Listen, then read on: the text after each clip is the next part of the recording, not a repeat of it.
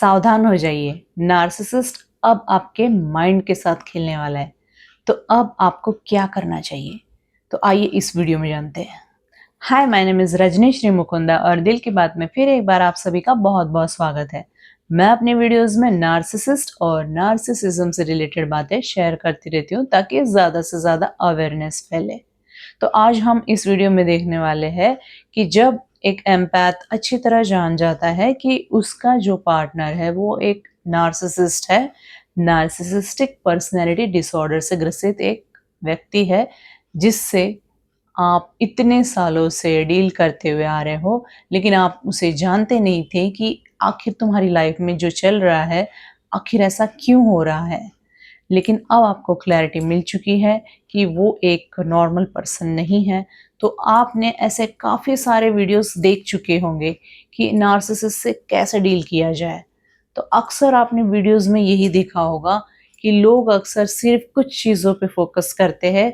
हमेशा एक ही चीज़ बताते हैं कि अगर आपको नार्सिसिस्ट से डील करना है तो आप नो कॉन्टैक्ट सिचुएशन में जाइए। सबसे पहले तो आप स्ट्रॉन्ग बाउंड्रीज बनाइए, फिर उसके बाद नो कॉन्टैक्ट सिचुएशन में जाइए, या फिर उसके बाद आप थोड़ा-सा ग्रे रॉक टेक्निक यूज़ कर लीजिए, अच्छा खासा, थोड़ा-सा नहीं, ठीक है? फिर उसके बाद आपको ये भी बताया जाता है कि आपको थोड़ा-सा उन चीज़ों से दूर हट के आप अपने फाइनेंशियल स्टेबल होने के लिए कुछ आपने कदम उठाना चाहिए। फिर ये भी बताया जाता है कि आपने अपने सेल्फ ग्रोथ या फिर आपकी मेंटल हेल्थ पे वर्क करना चाहिए। लेकिन मैं ये कहना चाहूँगी कि जब आप नार्सिसिस्ट से डील कर रहे होते हो, तो नार्सिसिस्ट भी इतना बेवकूफ़ नहीं होता है। उसको सब कुछ समझ में आता है कि आप क्या कर रहे हो उसके साथ, क्योंकि वो अपना कंट्रोल नहीं खोना चाहता है। अब आपने पहले तो स्ट्रॉन्ग बाउंड्रीज़ सेट कर ली, ठीक है? तो नार्सिसिस्ट ऑब्वियसली वो नज़र रखेगा, उसको समझ में आएगा। फिर उसके बाद आप नो कॉन्टैक्ट सिचुएशन में हो, तो उसको ये भी समझ में आएगा कि अब तुम कुछ तो चेंज हो रहे हो, ठीक है? क्योंकि पहले आप कैसे रिप्लाई कर देते थे, रिएक्ट कर देते थे, अब बिल्कुल बोरिंग सा बन रहे हो या फिर फ्यू वर्ड्स में आंसर दे रहे हो। मैं वही चीज़ें रिपीट नहीं करना चाहूँगी, पहले भी काफ़ी बार मैंने ये चीज़ें बता चुकी हूँ। ग्रे रॉक टेक्निक भी आप बहुत अच्छे से जानते हो, ठीक है? तो इन सारी चीज़ों को जब वो नार्सिसिस्ट ऑब्ज़र्व करता है, उसे बहुत गुस्सा आता है। उसको ऐसा लगता है उसका डिसरिस्पेक्ट हो रहा है। जब नार्सिसिस्ट ऑब्ज़र्व करता है कि आप ये सारी चीज़ें जो कर रहे हो, कहीं न कहीं उसे हराने के लिए कर रहे हो, और एक नार्सिसिस्ट कभी हारना नहीं चाहता है। तो अब वो क्या करता है, जब नार्सिसिस्ट आपको पहले बहुत ज़्यादा टॉर्चर करते थे, तो वो फिज़िकली टॉर्चर होता था, मतलब फिज़िकल अब्यूज़ होता था। क्योंकि आप लोगों में काफ़ी सारे लोग ऐसे होंगे कि जब भी कोई नार्सिसिस्ट आपके सामने आता है, आप उसको रिएक्शन देते हो, कुछ ऐसी चीज़ें मतलब बातें हो जाती है, बहुत ज़्यादा बातें बहुत ज़्यादा बढ़ जाती है, वो आप पे हाथ भी उठाते हैं, बहुत बुरी तरीके से मतलब फिज़िकली अब्यूज़ किया जाता है। ऐसे काफ़ी सारे लोग होंगे आप लोगों में, ठीक है? तो जो लोग ये जानते हैं, उनको बहुत अच्छे से पता है। फिर उसके बाद जब आपने ग्रे रॉक टेक्निक भी इस्तेमाल कर लिया, ये सारी चीज़ें जब चल रही होती है, तब उसे इतना गुस्सा आता है। अब जब वो डिस्कार्ड करने की सोचता है आपको, तो वो पहले आपके माइंड पे बहुत ज़्यादा इफ़ेक्ट करना चाहेगा वो। मतलब आपको मेंटली टॉर्चर करेगा। आपको मैं बता दूँ, आपको मैं डरा नहीं रही हूँ, हर नार्सिसिस्ट ऐसे ही होते हैं। पहले तो वो फिज़िकल अब्यूज़ वग़ैरह चल रहा था, वो सब वो हट जाएगा, क्योंकि अब उसको पता है अभी आपको बहुत ज़्यादा स्ट्रॉन्ग वे में तोड़ना होगा, क्योंकि आपको वो कंट्रोल करना चाहता है। तो आप डरिए नहीं, मैं आपको उसके आगे भी बताती हूँ करना क्या है, ठीक है? लेकिन ये बताना ज़रूरी है। सब लोग तो बता देते हैं कि फाइनेंशियली स्टेबल हो जाओ, हीलिंग पे फ़ोकस करो, लेकिन आप हीलिंग कब करोगे? हीलिंग ऐसे नहीं होता है। हीलिंग एक्चुअल में जब आप नार्सिसिस्ट से बिल्कुल टाटा बाय-बाय बोल के जब आप निकल जाते हो ना, मैं तो ऐसे मज़ाक में मैं बोल रही हूँ, ठीक है? जब आप नार्सिसिस्ट से पूरी तरह सेपरेट हो जाते हो ना, तब आपका एग्ज़ैक्टली हीलिंग स्टार्ट हो जाता है। आप उसके साथ रह के हीलिंग करना बहुत मतलब मुश्किल है। चलो ठीक है, आपको जब पता चल गया है कि वो नार्सिसिस्ट है, आपका थोड़ा बहुत जो भी मेंटल पीस खो गया था, एटलीस्ट थोड़ी-सी राहत मिल जाती है कि एटलीस्ट तुम्हें पता तो चला कि वो एक नार्सिसिस्ट है, उसके साथ कैसे डील करना चाहिए। आप डील भी कर लेते हो, लेकिन वो डिस्कार्ड करने के पहले का फेज जो होता है ना, वो बहुत ही मतलब, आपको मैं डरा नहीं रही हूँ, लेकिन आपको समझना पड़ेगा। उस वक्त आपको बहुत हिम्मत रखनी होगी खुद पे, क्योंकि नार्सिसिस्ट आपको पूरी तरह तोड़ने के लिए तैयार रहता है।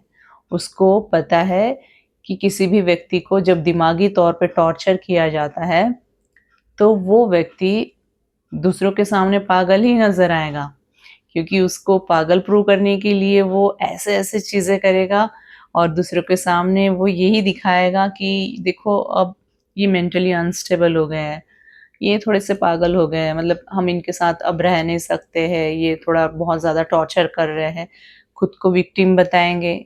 या फिर ये भी हो सकता है कि आप पे सिंपैथी, झूठ मूठ की सिंपैथी दिखाया जाएगा कि मैं अपने पार्टनर का बहुत ख्याल रखता हूँ, लेकिन इन दिनों पता नहीं उन्हें क्या हो गया है, वो बहुत ज़्यादा अनस्टेबल हो गए हैं। तो लोगों से सिंपैथी गेन करते हैं। एक तरफ वो टॉर्चर खुद ही करते हैं, ठीक है, एक तरफ टॉर्चर वो बहुत सारा देते हैं, फिर दूसरी तरफ क्या करते हैं, बाहर समाज में जाकर ऐसा दिखाते हैं कि आपको मतलब आपकी रिस्पॉन्सिबिलिटी के मारे मतलब आप बहुत ज़्यादा स्ट्रेस फील कर रहे हो, और उसी वजह से आप अनस्टेबल होते जा रहे हो मेंटली, और आप इस तरह की कुछ हरकतें कर रहे हो जिस वजह से घर का माहौल खराब, जिस वजह से घर का माहौल खराब हो रहा है, आपके बच्चे भी बहुत ज़्यादा परेशान हो रहे हैं। इन सारी चीज़ों के पीछे सिर्फ और सिर्फ तुम ही वजह हो, ठीक है। ये इस तरह दिखाते हैं ये नार्सिसिस्ट लोग। देखिए, आपने बहुत सारे वीडियोस ऑलरेडी देख चुके होंगे नार्सिसिज्म पे।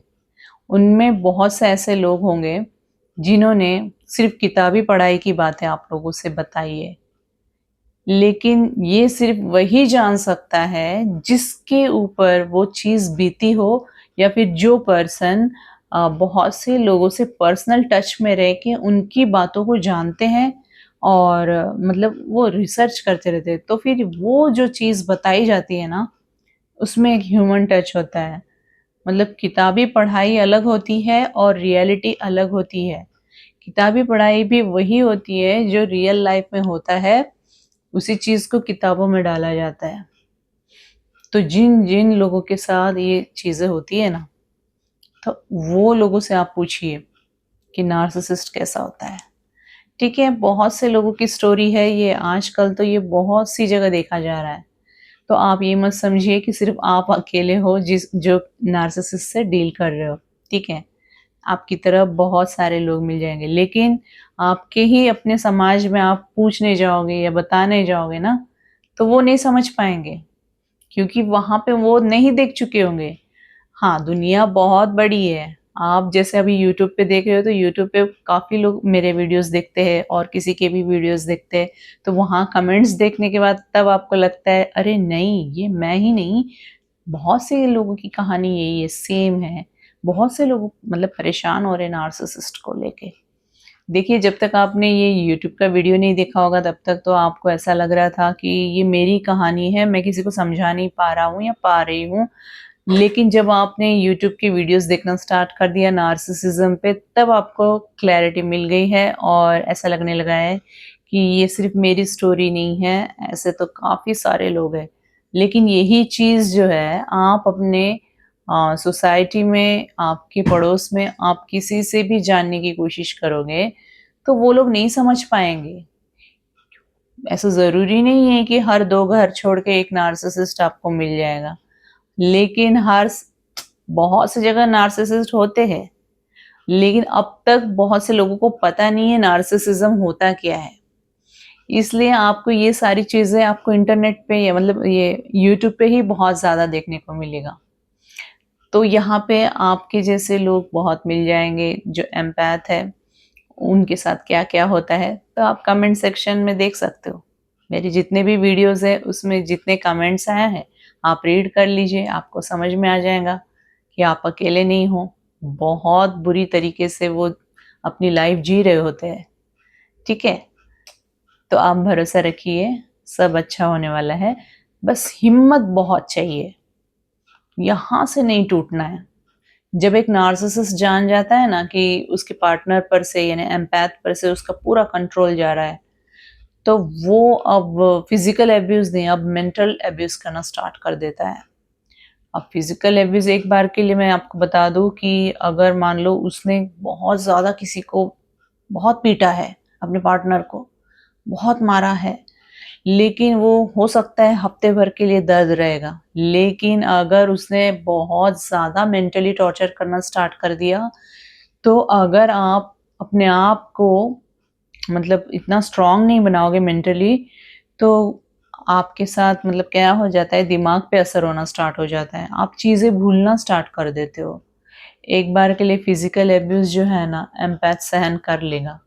वो हफ्ते भर का दर्द होता है, बॉडी पेन होता है, बहुत ज़्यादा पीटता है एक नार्सिसिस्ट अपने पार्टनर को।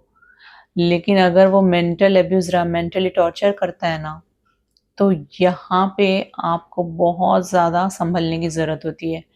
क्योंकि मतलब एक बार अगर माइंड पे असर हो गया ना वो चीज़, इंसान जो है एंग्ज़ायटी, डिप्रेशन, इनसोम्निया ये सारी चीज़ों का शिकार हो जाता है। इनसोम्निया मतलब वही नींद ना आने की बीमारी।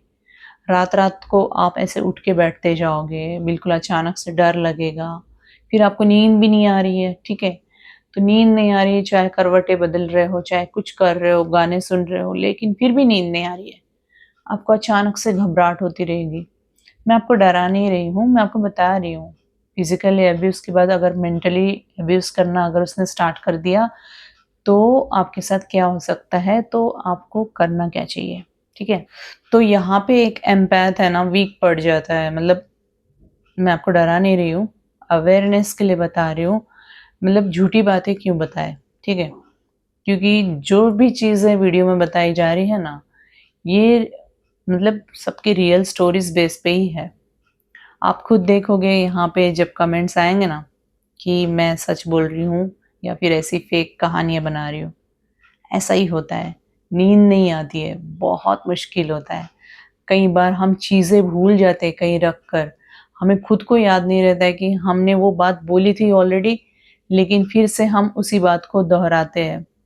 बच्चों के सामने जब आप ऐसा करते हो, बच्चे खुद याद दिलाते हैं, "मम्मी, आपने तो पहले भी ये बात बोल चुकी है, अब दोबारा बोल रहे हो।"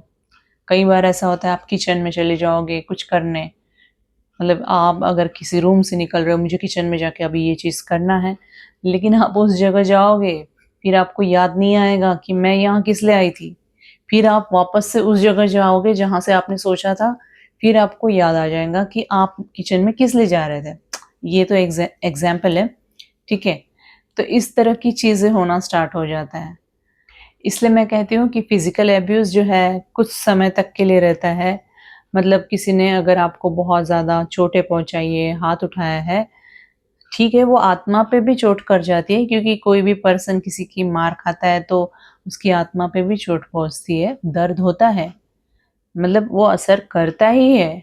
मैं ये नहीं कह रही हूँ कि फ़िज़िकल अब्यूज़ होना चाहिए, लेकिन मेंटल अब्यूज़ जब होता है ना, मेंटली टॉर्चर, तब इंसान जो है मतलब कुछ करने लायक ही नहीं रह जाता है। मतलब मैं डरा नहीं रही हूँ, मैं बार-बार एक ही चीज़ कह रही हूँ, आपको ये समझाने के लिए कह रही हूँ, क्योंकि आपको मेंटली बहुत ज़्यादा स्ट्रॉन्ग बनना होगा, उसके माइंड गेम को समझना होगा। वो बिना वजह के डराते हैं एक्चुअली, उन लोगों में ना कोई दम नहीं होता है, अब आप समझो। ऐसा कुछ भी नहीं है, वो पूरा अंदर से खोखला है, मतलब वो पूरे खोखले होते हैं अंदर से, कुछ भी नहीं होता है। बस ऐसे हवाबाजी करते रहते हैं। आप समझ रहे हो? हवाबाजी करना, क्योंकि उनमें कुछ वो बात ही नहीं है। लेकिन फिर भी आप डर जाते हो। क्यों डर जाते हो? क्योंकि आपको पता नहीं है, आगे वो फुस निकलने वाला है, मतलब ऐसा कुछ करने वाला तो है नहीं, उसमें दम तो है नहीं। सिवाय हाथ उठाने के, बस वो बातें बनाना जानते हैं, बहुत बड़ी-बड़ी बातें करते हैं, वो डराना जानते हैं। आप लोग डर जाते हो, ठीक है?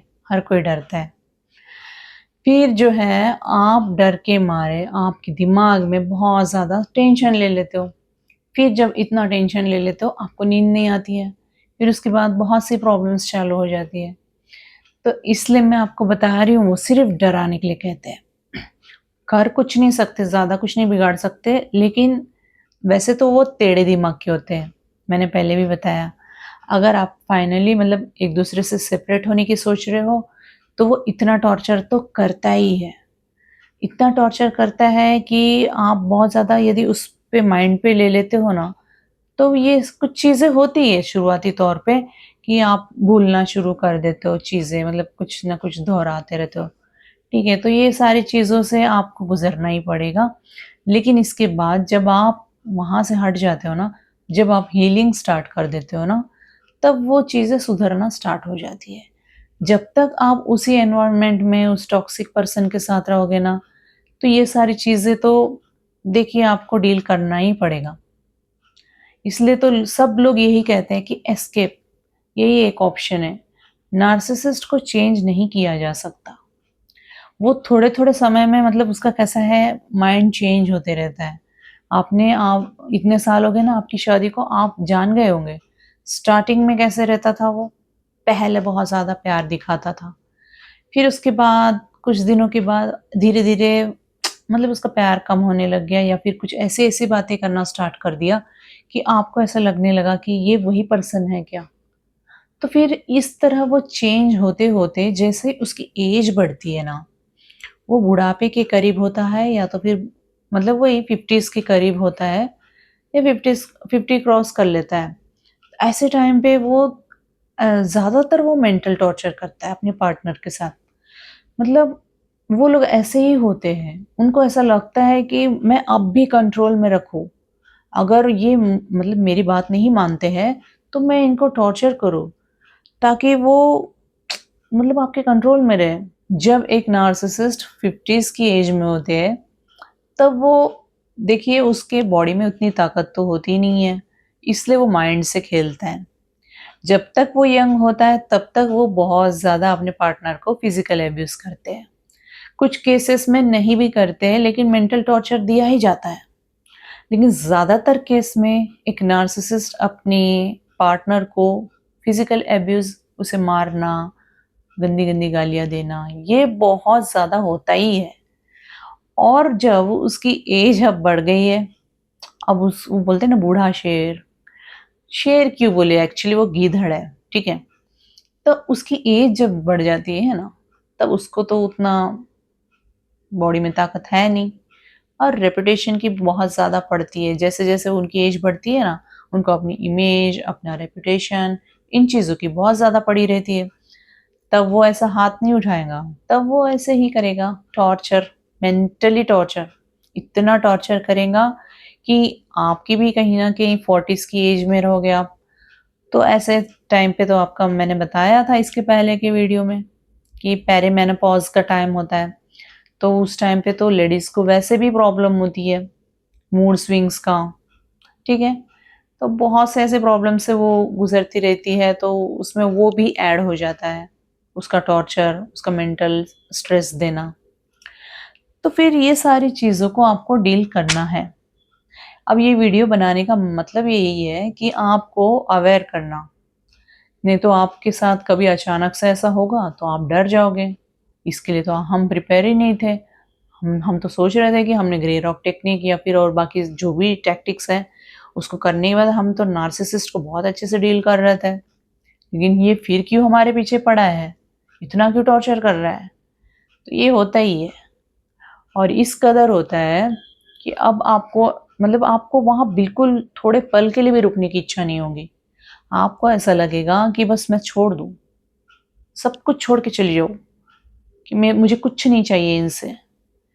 ऐसे स्टेज पे पहुँचा देता है नार्सिसिस्ट कि वो चाहता भी ये है कि मैंने इतना मुश्किल से कमाया, मेहनत से कमाया, स्ट्रगल करके कमाया, मैं क्यों उन्हें दूँ? वो कुछ देने के लिए भी उसका इतना बड़ा दिल नहीं होता है। मतलब होता है ना जब सेपरेट होते हैं तो कुछ न कुछ देना पड़ता है। तो ये सारी बातें आप तो जानते ही होंगे। और हाँ, सोशल मीडिया पे अक्सर ऐसे लोगों को बदनाम किया जाता है। हाँ, एलिमनी बहुत मिल गई होंगी। तो फिर ये वो लोग जानते नहीं हैं, बेवकूफ़ लोग हैं, उन लोग को कुछ भी नहीं पता होता है कि एक नार्सिसिस्ट के साथ आपने इतनी लाइफ़ जी है, तो आपकी लाइफ़ कैसी रही है।